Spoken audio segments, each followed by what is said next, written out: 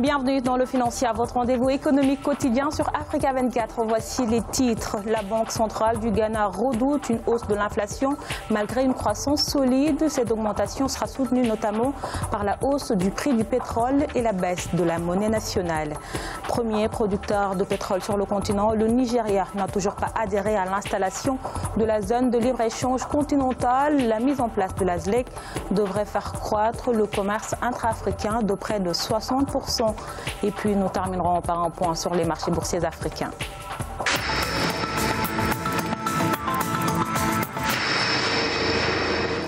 La hausse des prix du pétrole et la chute de la monnaie ghanéenne menacent de faire grimper l'inflation. Ces inquiétudes sont exprimées dans un contexte où le Ghana se distingue comme le pays qui a la plus forte taux de croissance en Afrique. Toutefois, selon la Banque centrale ghanéenne, la tendance ne va pas pour l'instant dévier le pays de ses objectifs. Les précisions d'Ibrahima Djomaba. Au Ghana, la Banque centrale redoute une hausse des prix de consommation courante. Cette annonce intervient dans un contexte où la valeur de la monnaie locale a chuté sur le marché de change.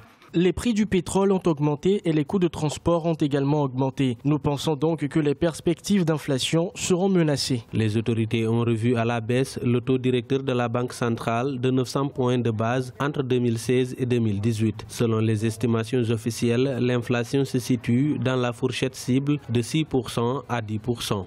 En réduisant de 900 points de base son taux directeur pour réduire l'inflation et que cette inflation répare à la hausse, ça veut dire que les mesures prises par la Banque centrale sont insuffisantes. La Banque centrale peut encore agir sur le taux directeur pour influencer ce levier-là. Et ça montre aussi effectivement le dynamisme de l'économie. Et donc la Banque centrale va agir forcément à travers ses prérogatives qui sont principalement de lutter contre l'inflation et de protéger effectivement la monnaie du pays. Le fait que le CEDI ait perdu sa valeur, c'est un réajustement économique. Avec une estimation de plus de 8%, le Ghana devrait afficher la meilleure croissance économique en 2018 en Afrique, pour un produit intérieur brut évalué à 43 milliards de dollars. Alors que 60% de la dette ghanéenne est détenue par des organismes externes, le pays a décidé de se tourner vers les marchés financiers pour financer son économie.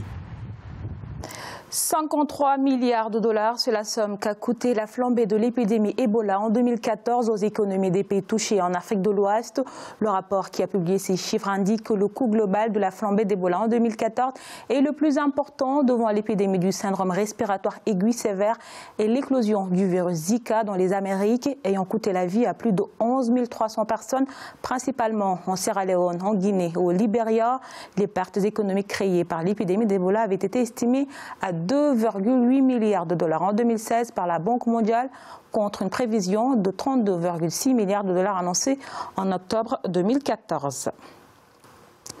Le Nigeria n'est toujours pas signataire de l'accord de la zone de libre-échange continentale. L'installation de la ZLEC présenterait des risques pour les pays membres, selon certains experts, d'où la prudence du premier pays producteur de pétrole en Afrique, Mathilda Diaby. Le président nigérian Muhammadu Buhari n'est toujours pas décidé à signer le projet de création d'une zone de libre-échange continentale africaine. Adopté le 21 mars 2018, cet accord prévoit la suppression des barrières douanières entre les pays membres. La zone de libre-échange doit définir le cadre dans lequel le secteur privé peut évoluer. La zone de libre-échange est faite aujourd'hui principalement pour le secteur privé. En rétablissant les équilibres entre l'influence des sociétés étrangères par rapport à l'influence des sociétés africaines, on donne une opportunité aux sociétés africaines de pouvoir s'investir et de pouvoir se développer.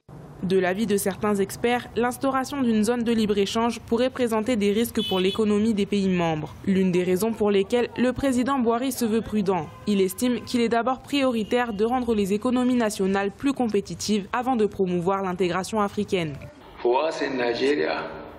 Notre vision pour le commerce intra-africain, c'est la libre circulation des produits made in Africa.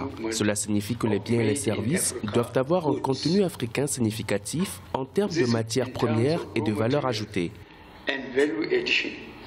Lundi 22 octobre 2018, le président Muhammadu Buhari a procédé à l'installation d'un comité ministériel de haut niveau chargé d'évaluer l'impact de l'accord de libre-échange sur l'économie de son pays et de proposer des mesures en vue d'une éventuelle adhésion. Un signal rassurant sans doute pour les défenseurs de la future plateforme économique et commerciale continentale.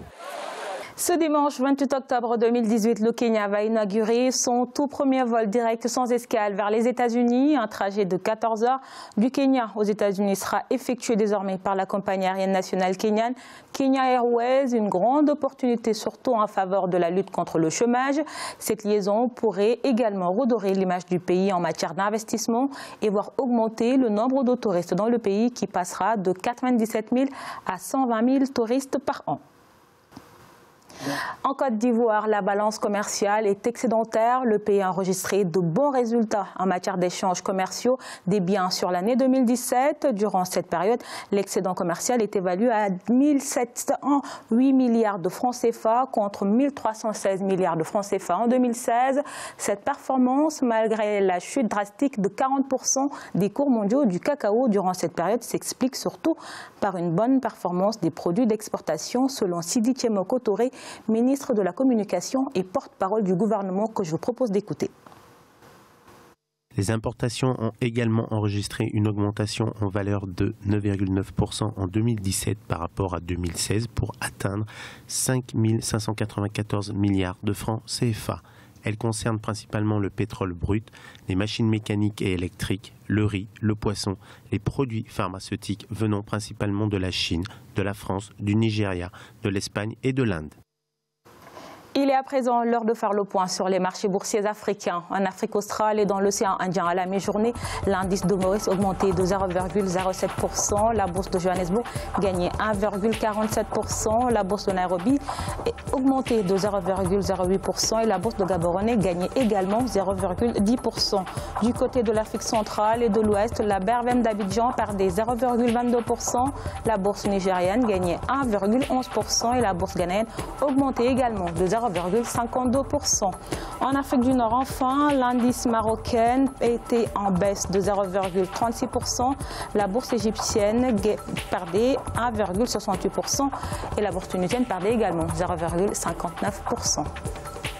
C'est la fin de cette édition du Financière. Merci de nous avoir suivis. On se retrouve bientôt pour un nouveau rendez-vous de l'économie sur Africa 24.